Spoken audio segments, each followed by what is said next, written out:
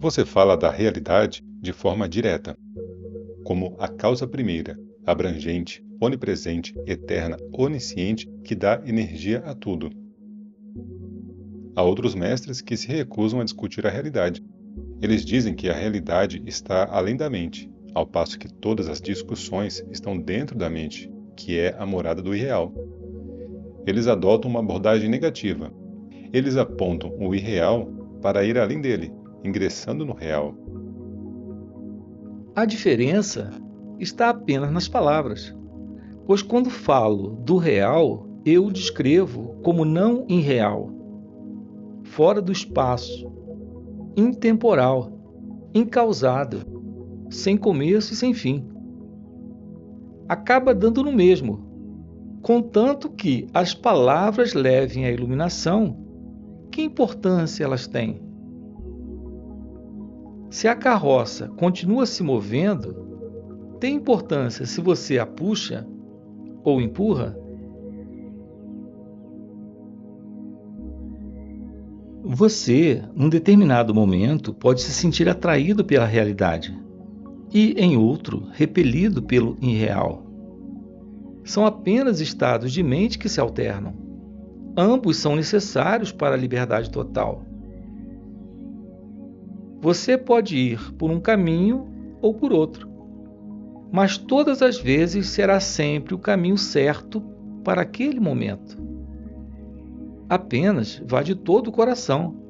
Não perca tempo com dúvidas e hesitações.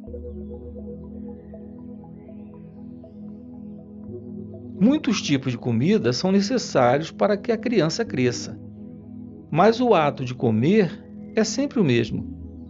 Em tese, todos os caminhos são bons. Na prática, e num momento determinado, você segue um caminho único. Mais cedo ou mais tarde, você descobrirá que tem que cavar num único lugar, dentro de si mesmo. Nem seu corpo, nem sua mente podem lhe dar o que você procura. O ser, o conhecimento de si e a grande paz que os acompanha. É certo que deve haver algo de válido e valioso em todos os enfoques. Esse valor reside sempre em conduzir você à necessidade de buscar dentro de si mesmo. Brincar com vários caminhos pode ter como causa a resistência de entrar dentro de si mesmo. O medo de ter que abandonar a ilusão de ser algo ou alguém em particular. Para encontrar água, você não abre uma infinidade de pequenos poços, mas cava fundo num único lugar. Da mesma forma, para encontrar a si mesmo, você tem que procurar dentro de si mesmo. Quando você se dá conta de que você é a luz do mundo, você perceberá também que você é o amor do mundo.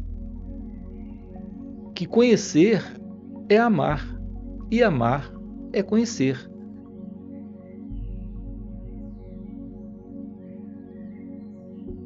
Dentre todos os afetos, o amor por si mesmo vem em primeiro lugar. Seu amor pelo mundo é um reflexo de seu amor por si mesmo, pois seu mundo é criação sua. A luz e o amor são impessoais, mas se refletem em sua mente na forma de conhecer e de querer o próprio bem. Somos sempre gentis conosco mesmos, mas nem sempre somos sábios.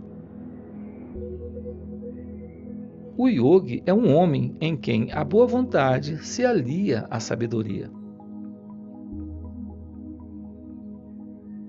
Vim aqui para estar com você, mais que para ouvir.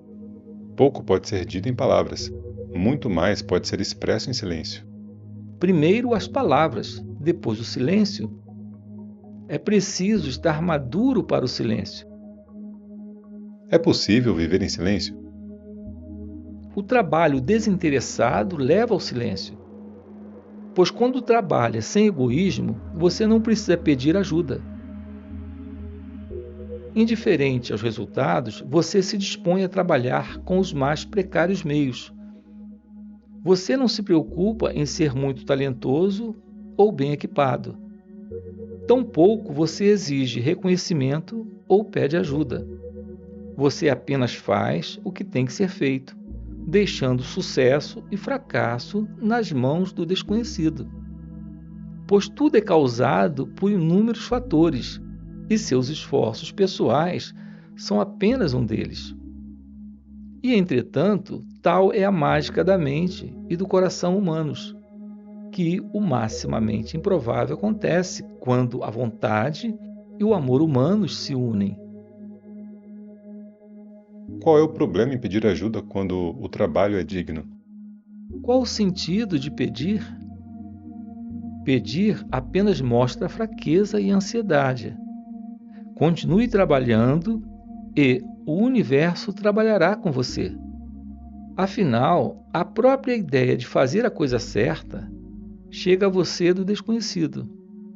No que se refere a resultados, deixe tudo nas mãos do desconhecido. Apenas realize as ações necessárias. Você não passa de um único elo numa longa cadeia de causação.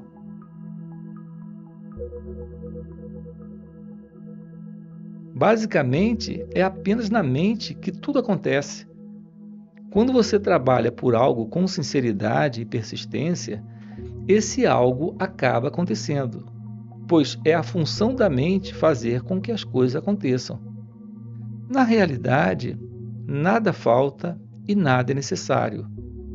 Todo o trabalho ocorre apenas na superfície. Nas profundezas há perfeita paz.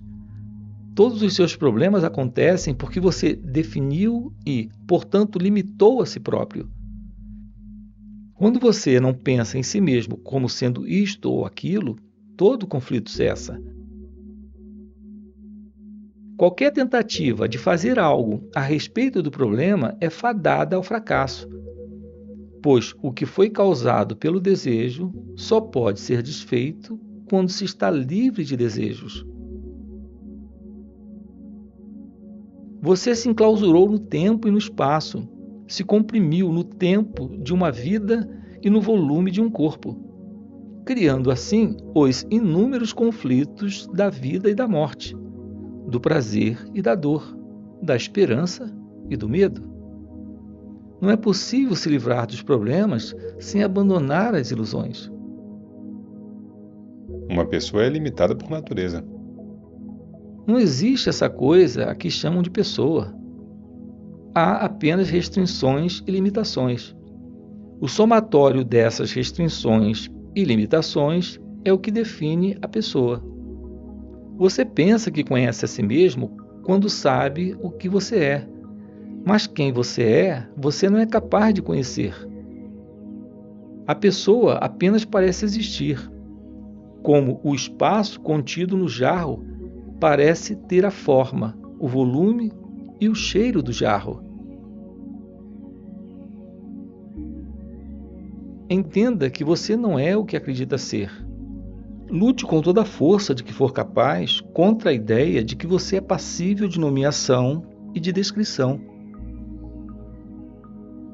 Você não é. Recuse-se a pensar em si próprio em termos disso ou daquilo.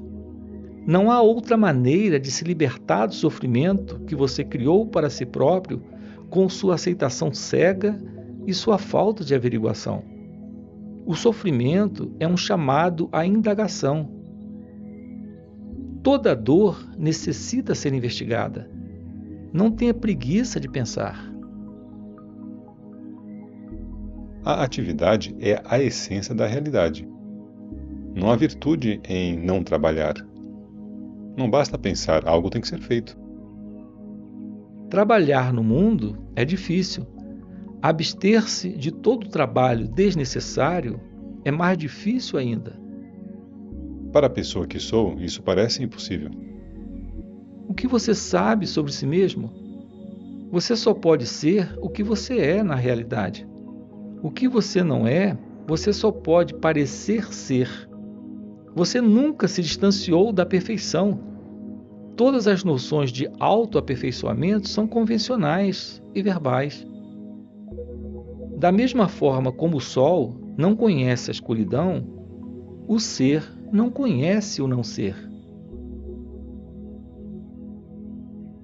É a mente que, conhecendo o outro, transforma-se no outro.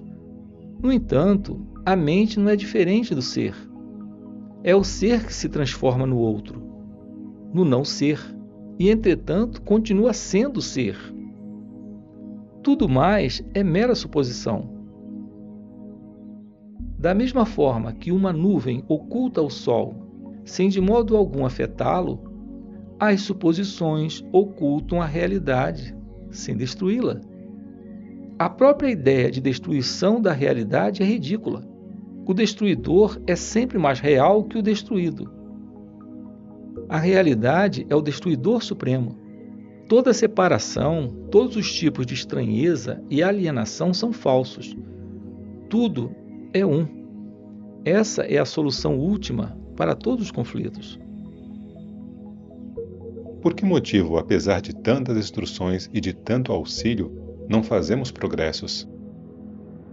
Enquanto imaginarmos ser personalidades separadas, uma bem distinta da outra, não seremos capazes de compreender a realidade, que é essencialmente impessoal. Em primeiro lugar, temos que ver a nós mesmos unicamente como a testemunha, centros de observação ilimitados e intemporais, para então compreendermos o vasto oceano de consciência pura, que é mente e matéria, e vai muito além de ambas. Não importa o que eu seja na realidade, sinto-me uma pessoa pequena e separada, uma entre muitas. Esse ser uma pessoa deve-se à ilusão de tempo e do espaço. Você se imagina estando num determinado ponto, ocupando um certo volume. Sua personalidade se deve à sua identificação com o corpo. Seus pensamentos e sentimentos ocorrem sucessivamente. Eles têm uma certa duração no tempo e, por causa da memória, fazem com que você se imagine como tendo duração.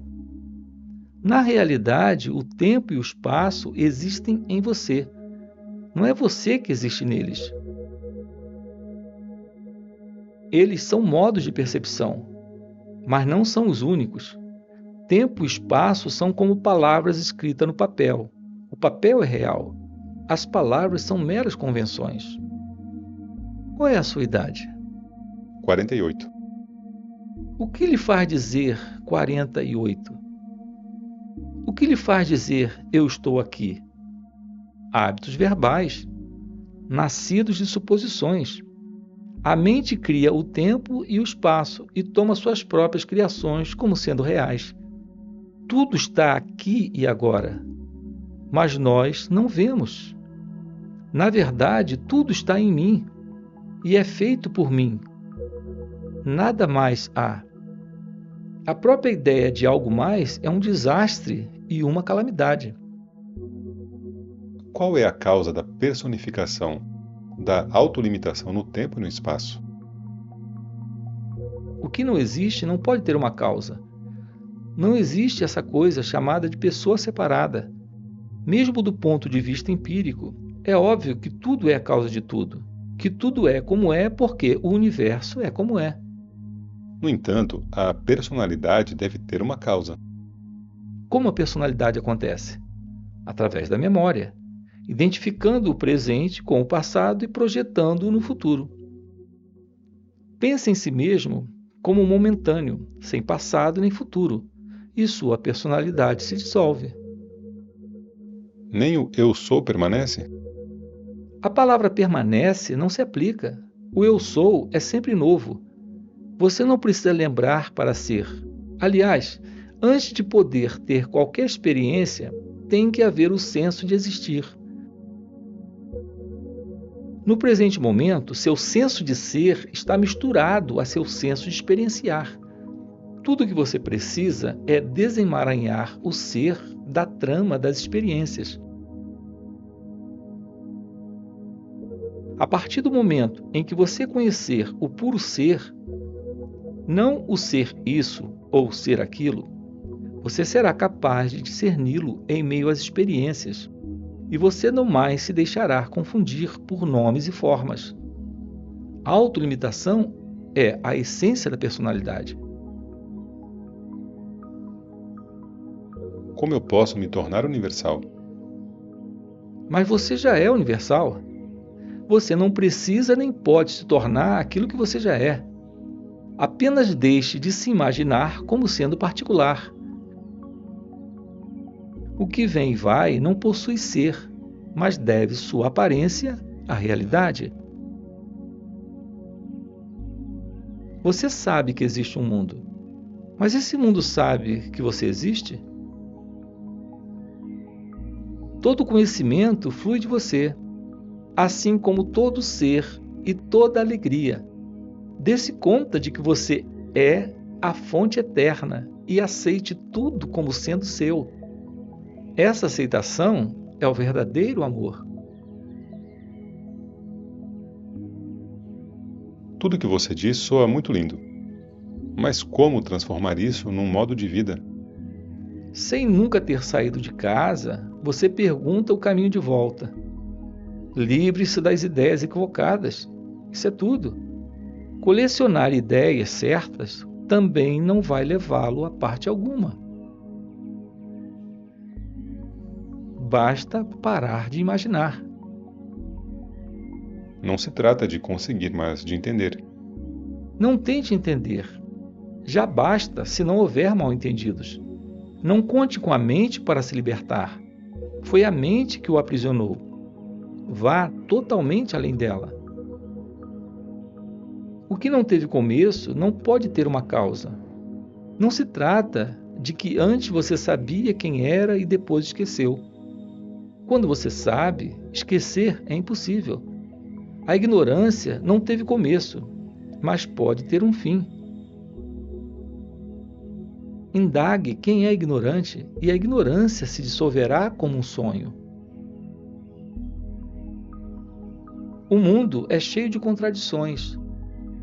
Por isso você procura harmonia e paz. Harmonia e paz não podem ser encontradas no mundo, pois o mundo é o filho do caos. Para encontrar ordem, você tem que entrar dentro de si. O mundo passa a existir apenas quando você nasce num corpo. Se não há corpo, não há mundo. Antes de mais nada, pergunte se você é o corpo. A compreensão do mundo virá depois. O que você diz soa convincente. Mas que utilidade tem para a pessoa comum que sabe que está no mundo e que é do mundo? Milhões comem pão, mas poucos sabem tudo sobre o trigo. Só os que sabem podem fazer um pão melhor.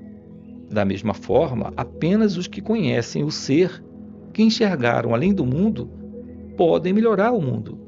Seu valor para a pessoa comum é imenso, pois eles são sua única esperança de salvação. O que está no mundo não pode salvar o mundo. Se você realmente tem a intenção de ajudar o mundo, você tem que sair dele. Mas é possível sair do mundo? Quem nasceu primeiro? Você ou o mundo? Enquanto você der precedência ao mundo, você será prisioneiro dele. Mas a partir do momento em que você perceber, sem qualquer sombra de dúvida, que o mundo está em você e não você no mundo, você estará fora dele. É claro que seu corpo continua estando no mundo e sendo do mundo, mas você não mais se deixa iludir.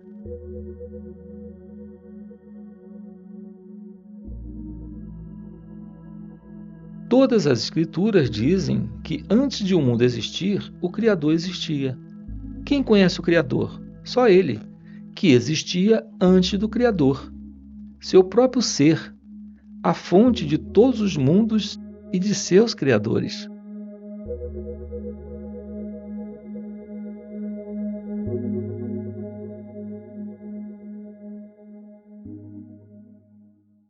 Geralmente, prazer e dor só são sentidos quando são esperados.